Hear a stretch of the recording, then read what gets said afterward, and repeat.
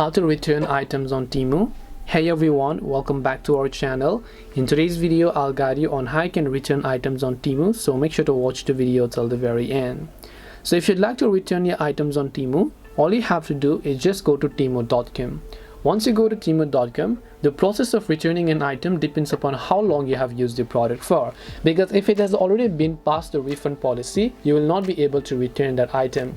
But if it is still within the refund policy, which means it's only been a day or two since you've ordered it, you're not satisfied with it, and then you would like to make a refund, it's actually quite simple to do so.